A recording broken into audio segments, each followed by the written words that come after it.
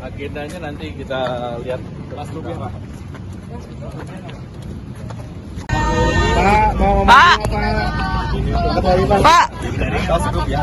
Pak. Wah, belum tahu, saya dulu aja nih. Nanti aja habis meeting baru kita ngomong ya. Iya, Pak. Pak Panji di Halim sempat bilang kalau rakyat di desa nggak pakai dolar. Saya terus konteksnya begini. Itu kan bicara di pedesaan. Itu konteksnya di situ untuk orang sana. Bukan berarti Pak Presiden nggak ngerti rupiah, dia kan jago. Beneran. Pak. Nanti apa yang perlu dipahami masyarakat? Kalau di desa, Pak. Berasa ke rakyat, Pak. Inflation, Pak, di desa, Pak. Emang mereka ngerti imported inflation? Berapa ngerti kalau mereka dijelasin? Imported Pak. inflation secara teoritis nggak terlalu signifikan. Kalau kamu baca buku-buku ekonomi yang clear seperti itu, kadang-kadang jelas, kadang-kadang nggak. Sebagian meragukan adanya imported inflation. Ini kan bahasa populer kan? Coba selama ini itu pasti ada delay dan kadang-kadang juga hilang. Jadi itu kalau di buku-buku kadang-kadang buku-buku textbook yang betul ya, kadang-kadang ada, kadang-kadang enggak, kadang-kadang ada yang meragukan gitu. Pak Pur, tadi di Halim Pak Prabowo sempat nanya keadaan dolar ya Pak Pur di Halim usai penyerahan tadi. Oh enggak, saya bercanda enggak. Bercanda saya dikasih minum aja enak. Saya pikir kamera apa? Kamera Pak. Kameranya masih? Jauh kameranya. Saya pikir pertengahan minggu ini juga udah mulai berkurang. Pemerintah udah masuk ke bond market, sedikit asing juga mulai masuk sehingga tekanan di bond mestinya berkurang. Biasanya kalau tekanan di bond berkurang, sentimen negatif juga berkurang ke nilai tukar. Yang penting gini, besok saya ini akan ada APBN kita, laporan APBN kita sampai April. Itu hasilnya bagus, pasti di luar perkiraan para pengamat itu. Jadi fondasi kita memang betul-betul bagus. Jadi Anda nggak usah khawatir. Pak, ini nanti itu mekanismenya baik atau apa sih Pak?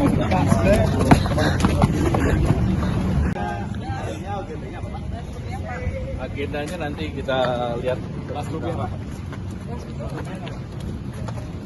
Pak, gimana Pak rupiah Pak? Pak rupiah, Rupiah Pak gimana Pak? Pak rupiah gimana Pak? Sedikit Pak, sebelah ini ya. Sampai kapan Pak rupiah Pak? Nanti dibahas juga Pak sama Presiden. Pak rupiah gimana Pak? Akan sampai kapan Pak? Presiden nggak Pak? Nanti saya dari dalam nih, maaf ya.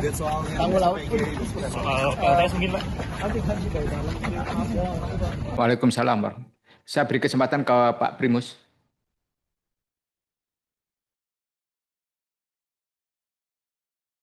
Bismillahirrahmanirrahim.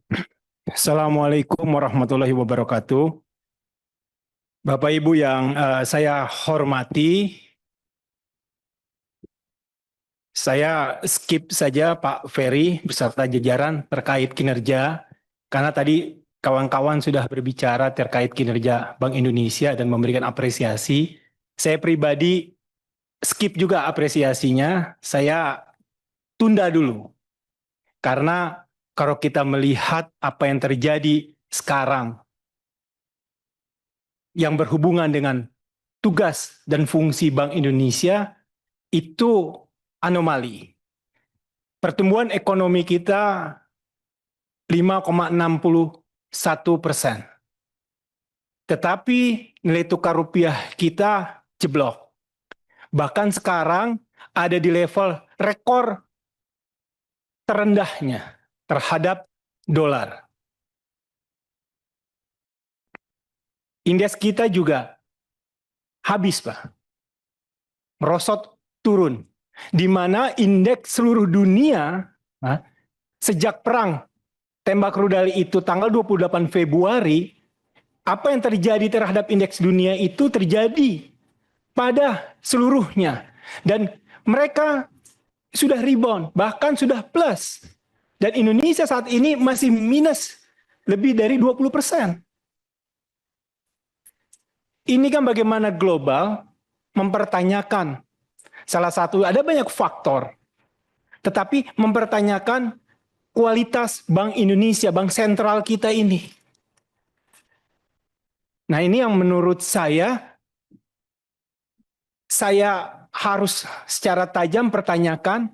Terakhir kita ketemu juga di Bank Indonesia, itu saya juga mempertanyakan hal yang sama. Waktu itu di 16.800. Kenapa rupiah kita ini lemah?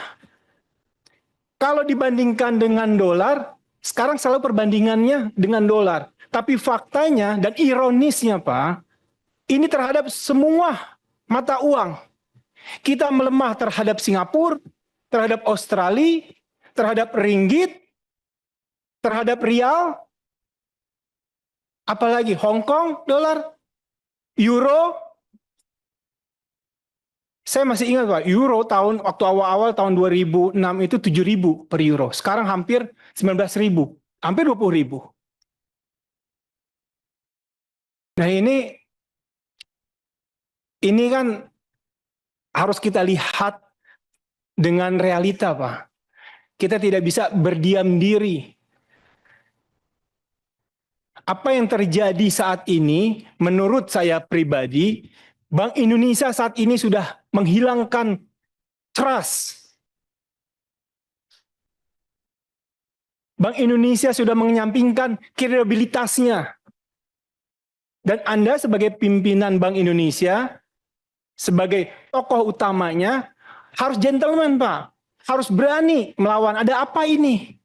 Kenapa ini? Pak Ferry yang saya hormati, kadang Pak, kalau kita mengambil tindakan gentleman, itu bukan penghinaan Pak.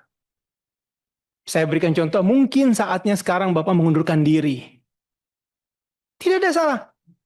Kalau selanjutnya terserah Bapak tentu saja. Tapi itu bukan sikap penghinaan Pak. Anda akan lebih dihormati seperti di Korea ataupun di Jepang. Kalau Anda tidak bisa melakukan tugas Anda dengan baik, seperti itu.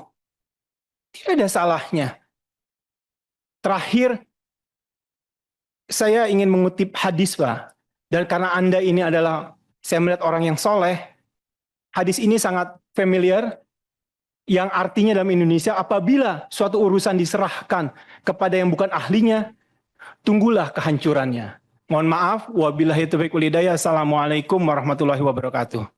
Waalaikumsalam warahmatullahi wabarakatuh. Pak Fatih, saya persilakan.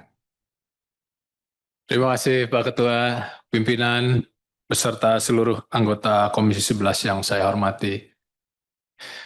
Bapak Gubernur Bank Indonesia, Ibu Deputi beserta seluruh Deputi Gubernur Bank Indonesia dan jajaran. Kami apresiasi Pak, dan semoga Bapak senantiasa diberikan kesehatan bersama-sama dengan tim. Kita percaya, amin. Kita percaya turbulensi ini bisa kita lalui. Memang trigger-triggernya banyak ya Pak. Ini bisa dikatakan perfect storm lah. Tapi saya pikir insya Allah ini bisa kita lalui dengan baik.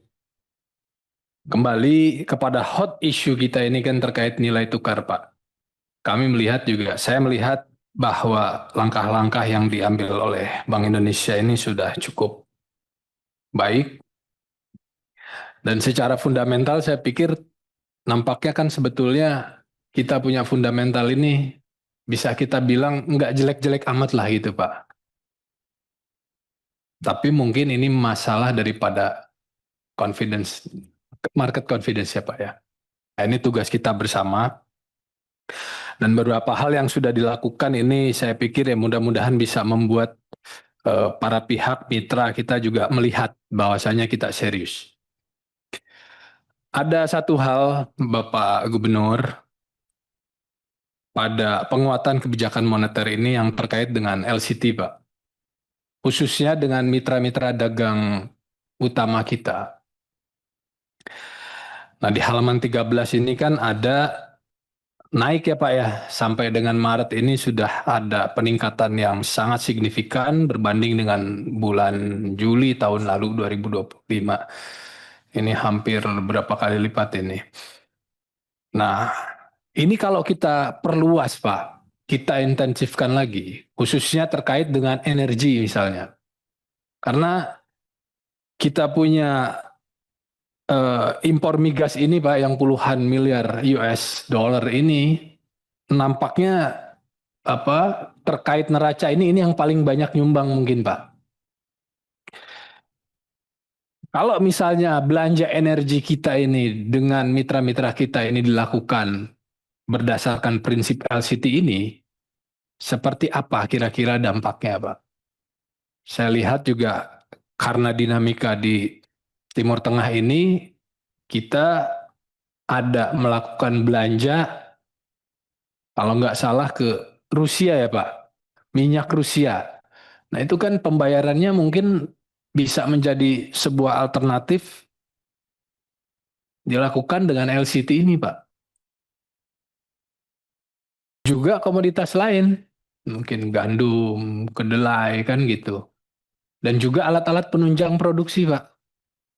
Eksponensial Pak pertumbuhannya. Tetapi kalau ini kita lebih, artinya segala macam komoditas ya kita pakai LCT ini, apakah memungkinkan gitu Pak? Itu yang pertama. Yang kedua, terkait dengan BRICS Pak, aliansi ekonomi ini ini sejauh mana Pak Gub dilakukan komunikasi ataupun pembahasan terkait dengan kerjasama yang bisa saling menguntungkan, mengingat Indonesia ini kan sudah menjadi anggota. Nah, komunikasi dengan negara-negara itu bagaimana? Karena di dalam BRICS ini kan ada negara penghasil minyak, juga penghasil gandum dan segala macam. Nah ini kurang mungkin Bapak bisa elaborasi lebih lanjut.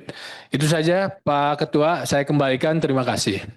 Terima kasih Pak Fatih. Berikutnya Pak Andreas. Subscribe, share, like, and comment. Subscribe, share, like, and comment. Subscribe, share, like, and comment. Subscribe, share, like, and comment. Subscribe, share, like, and comment.